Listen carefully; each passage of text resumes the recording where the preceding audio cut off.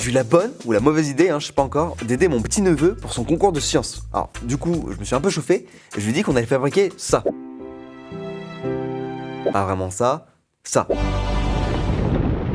Genre la même chose, mais en un peu plus petit, quoi. Mais là, je rage un peu, quoi. Parce que sur internet, ils disent que pour faire exploser le volcan, il faut mettre 50 ml d'acide acétique à 2 moles par litre. On est d'accord que c'est pas clair, quoi. Bah, moi, ça me donne envie de laisser ça de côté et de vous faire une nouvelle anti-sèche sur les calculs de quantité de matière, histoire que tout le monde puisse faire son volcan tranquille.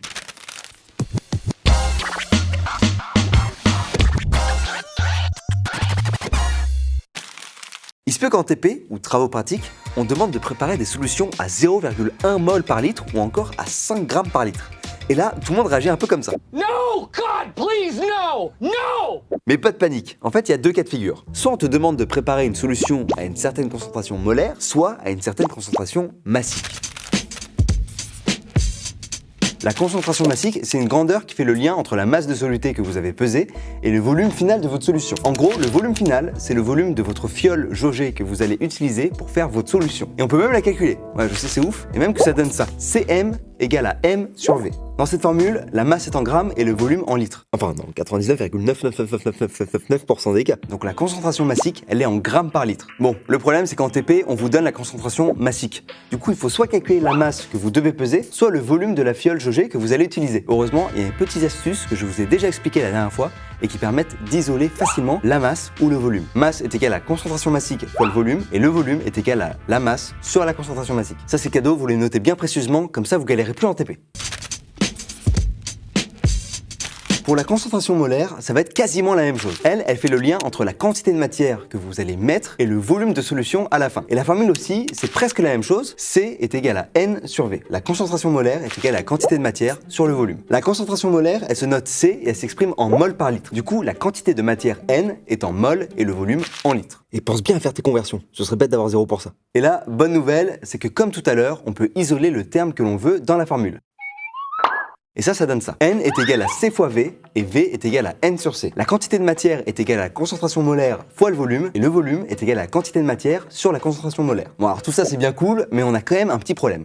Il n'existe aucun appareil pour mesurer une quantité de matière. Mais on peut quand même l'utiliser grâce à un ou deux calculs.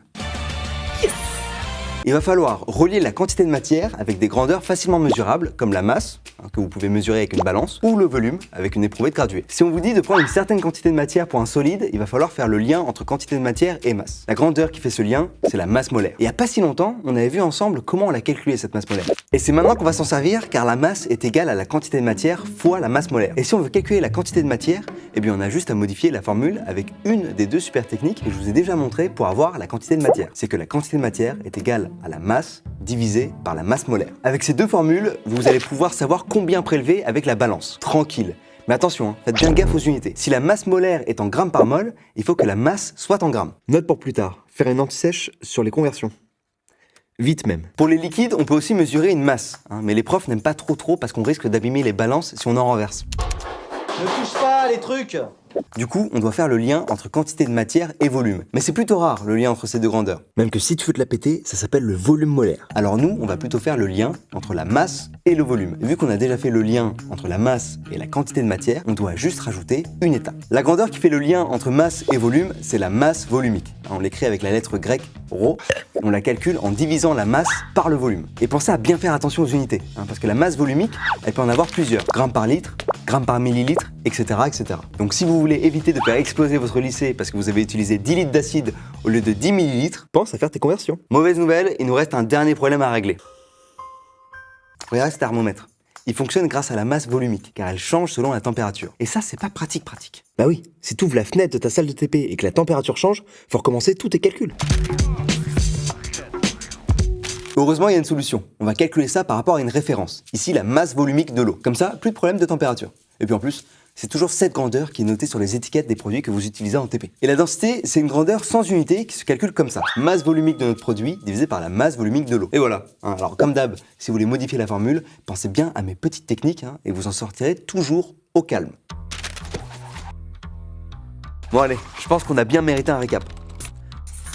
D'abord, agir avec méthode. Au brouillon, on fait le lien entre ce que l'on cherche et ce que l'on a. Ensuite, connaître toutes ces formules. La concentration massique, c'est égal à la masse divisée par le volume. La concentration molaire, c'est la quantité de matière divisée par le volume. La masse, c'est la masse molaire fois la quantité de matière. La masse, c'est la masse volumique fois le volume. La densité, c'est la masse volumique sur la masse volumique de l'eau. Ensuite, si on doit modifier les formules, on isole le terme que l'on veut calculer. Et enfin, on fait attention aux unités et on fait des conversions si besoin. Bon, bah voilà, j'espère que maintenant les formules et les quantités de matière sont plus claires pour vous. Et si jamais vous voulez garder mon petit-neveu et vous occuper de son projet de science, surtout n'hésitez pas à me le dire en commentaire. Voilà, il s'appelle Grégoire. Force et courage pour vos révisions, à très vite. Et faites attention avec les volcans, ça brûle.